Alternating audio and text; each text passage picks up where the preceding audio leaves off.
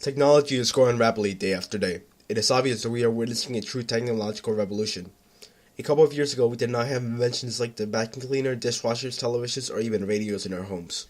But since the industrial leaders decided to adopt the idea of mass production using assembly lines, it became possible for the poor to own new inventions in their homes. Probably the biggest inventions we have witnessed throughout these couple of years is the automobile. Many agree that it is what stimulates the rise of other inventions and industries. As Henry Ford decided to reduce the quality and the price to sell the masses his products started to reach everyone in the American society and stimulated other technological advances. It's clear how much of a difference technology has made the lives in our homes different. New electric-powered durable goods such as washing machines, stoves, vacuum cleaners, refrigerators, and irons started appearing in the poor to middle-class families. Radios and televisions also changed the routine of family members. They started sitting together and listening to some jazz on the radio. The media itself helped spread other technological inventions as it became a platform for advertising.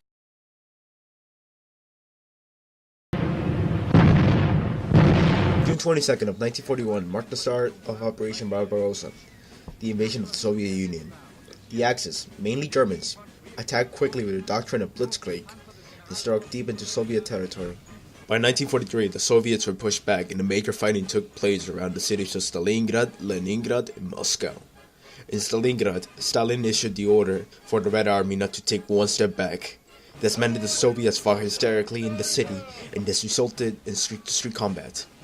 The Soviets finally encircled the Germans around the city and destroyed the Wehrmacht Sixth Army during the harsh Russian winter. This was the turning point of the war. At the Battle of Kursk, the Germans launched their great counterattack, and they charged into a Soviet pocket to encircle them.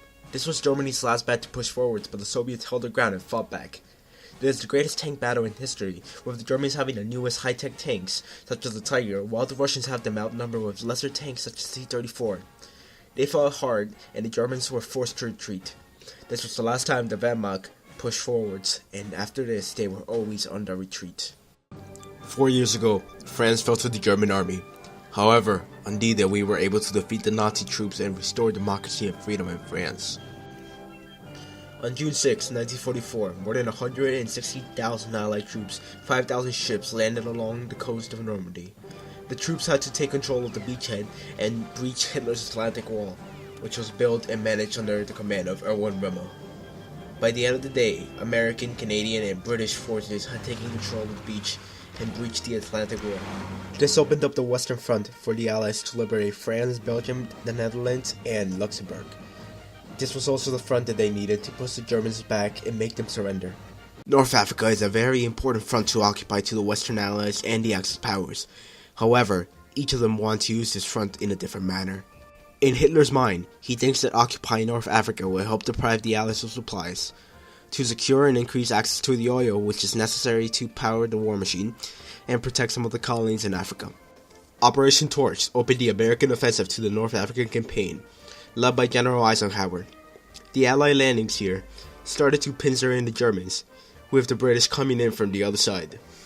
The man tasked with controlling and preventing Allied attacks goes to a general of the Wehrmacht by the name of Erwin Rommel, or as he is known by his soldiers, the Desert Fox. This man was one of the greatest generals. He could not fight against the Allied war machine, and he has made a massive rout. Both sides went through unrelenting battles to gain control over the region. During the entire North African campaign, the Axis suffered around 620,000 casualties, while the Allies suffered around 240,000. The Allies ended up controlling the region, and eventually used this front to invade Italy in 1943 and push into Germany from the south. The siren sounds again. It is another day of bombing for the people of London.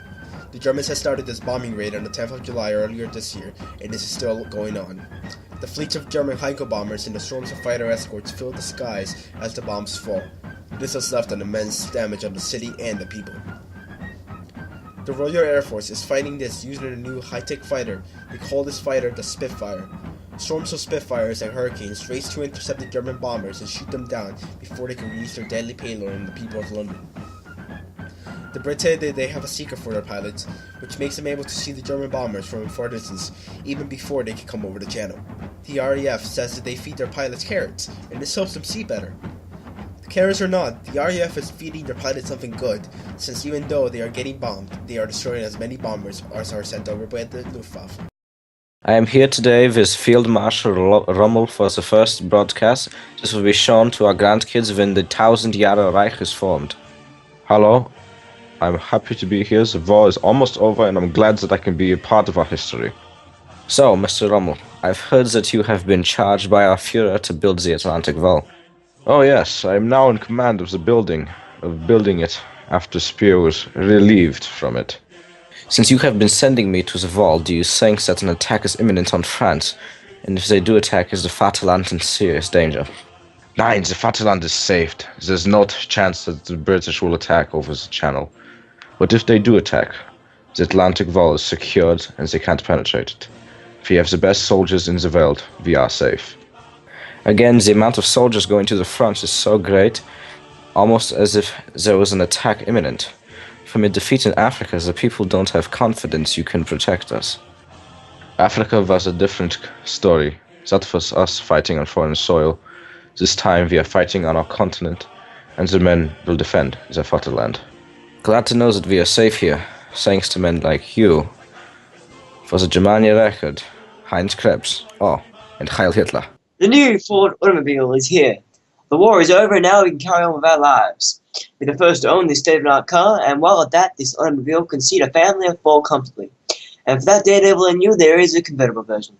Ride fast and leave all that pre-war vibe behind. This Ford car is the only car you need.